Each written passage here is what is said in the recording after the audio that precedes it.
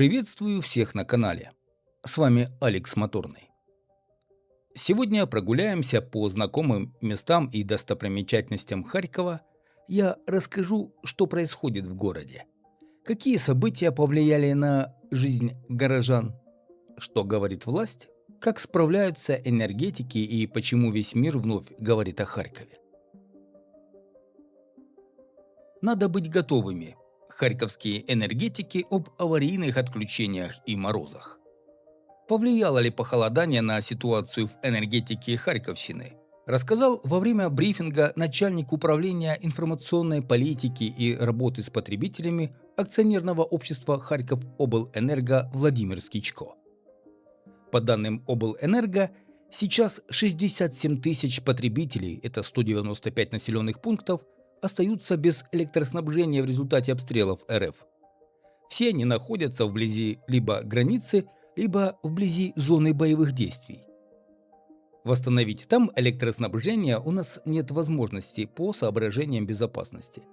Однако хочу сказать, что только за прошедшие сутки мы возобновили питание почти для 18 тысяч наших потребителей, которые были обесточены после последних обстрелов, отметил Скичко. Он также добавил, что в регионе используются графики почасовых и аварийных отключений. Кратко хочу остановиться на графиках аварийных отключений.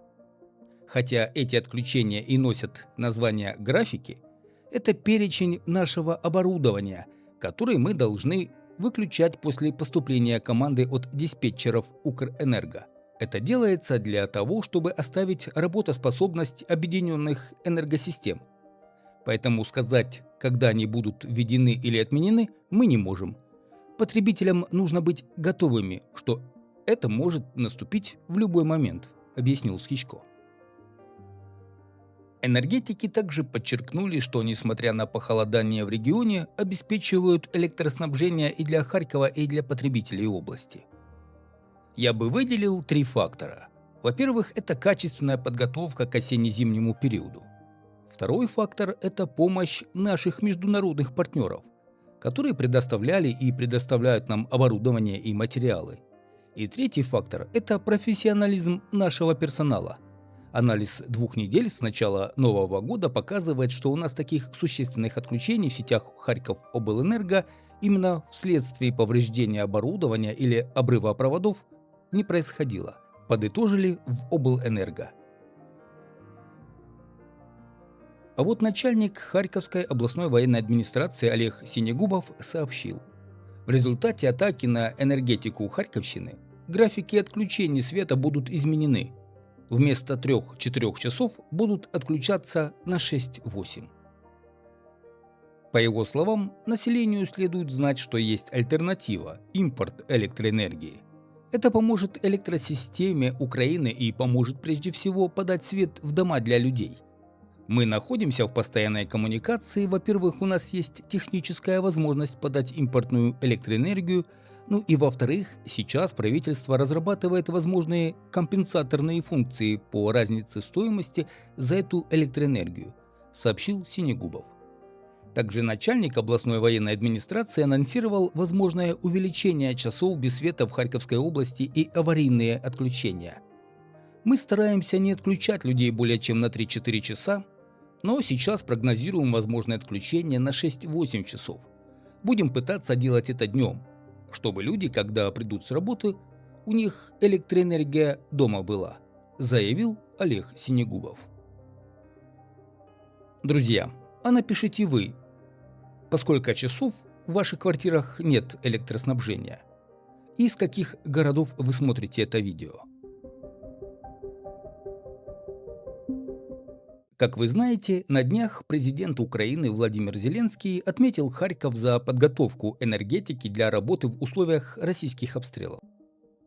Накануне в вечернем обращении президент заявил: в Харькове местные власти подготовились, а Киев, к сожалению, сделал гораздо меньше. Ситуацию в энергетике страны он назвал чрезвычайной и отметил, что состояние чрезвычайной ситуации зафиксируют юридически. Зеленский также анонсировал ослабление комендантского часа во время сильных морозов. Каких именно населенных пунктов это коснется, еще неизвестно. Денис Шмыгаль при этом уточнил, что именно изменили в правилах комендантского часа. Теперь людям будет разрешено выходить без специальных пропусков и пользоваться транспортом, чтобы добраться до пунктов несокрушимости и пунктов обогрева во время обстрелов. Фактически будет действовать такой же подход, как и во время воздушной тревоги.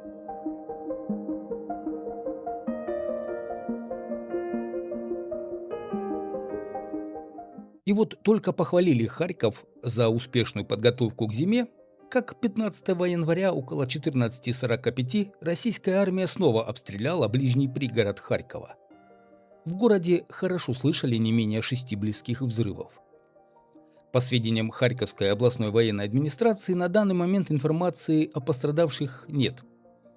А мэр Харькова Игорь Терехов затем проинформировал, что армия РФ разрушила крупный объект критической энергетической инфраструктуры.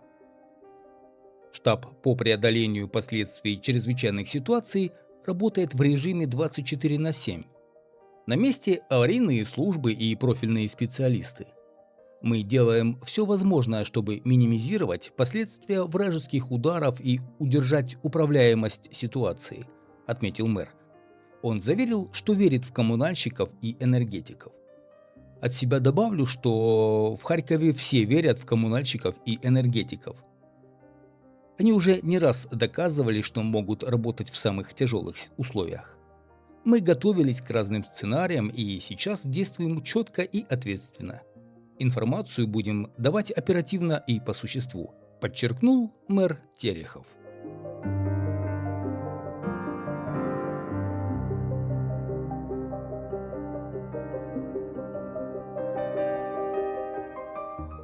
И вот вечером 15 января президент Украины Владимир Зеленский сообщил генеральному секретарю НАТО Марку Рютте о том, что в Харькове 400 тысяч человек остались без электроэнергии и отопления из-за ракетных ударов РФ по объекту критической инфраструктуры. Марк Рютте написал об этом разговоре в сети X. Генсек НАТО сообщил, что в разговоре речь шла об энергетической ситуации в Украине, где атаки России вызывают страшные человеческие страдания, и пообещал содействовать, чтобы Киев получал необходимую помощь. Мы стремимся обеспечить, чтобы Украина и дальше получала необходимую поддержку для защиты сегодня и, наконец, для обеспечения длительного мира, написал генсек НАТО.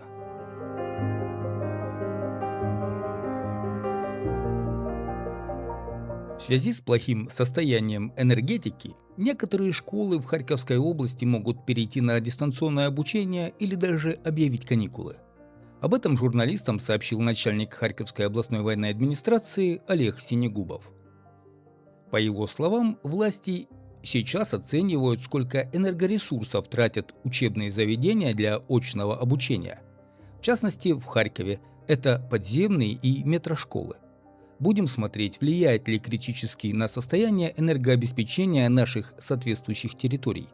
Если да, то, конечно, будут приняты все необходимые решения. Но так мы должны считаться с тем, что будет лучше. Либо там 10% детей, соответственно, будут учиться офлайн, или родители будут, соответственно, работать. То есть будем смотреть, отметил Синегубов.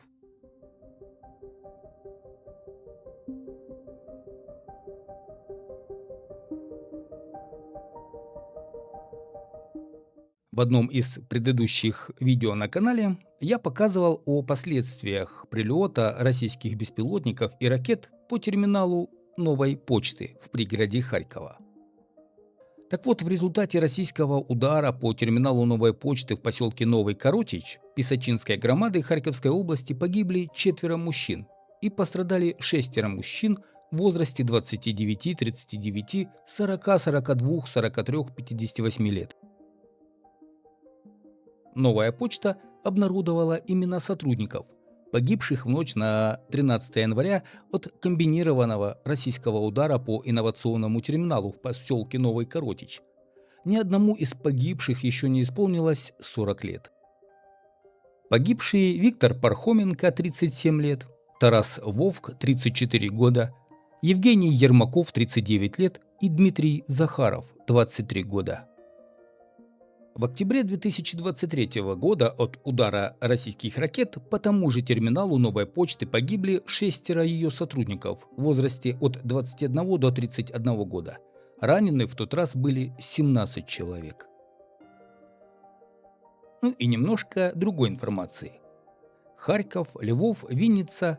Какие города получили коммунальный транспорт из Европы в 2025 году? Из 73 трамвайных вагонов, поступивших в украинские города в прошлом году, 58 поддержанные вагоны, а 15 новые. Новые 15 вагонов изготовили на предприятии «Татра-Юг», 7 для Одессы за счет МФО и 8 для Киева – бюджетные средства. Харьков получил всего лишь 10 модернизированных чешских вагонов «Татра» из Плезеня и Брно. А вот львиная доля была получена Львовом и Винницей. Это швейцарские вагоны из Цюриха, которые адаптированы для низкопольной эксплуатации.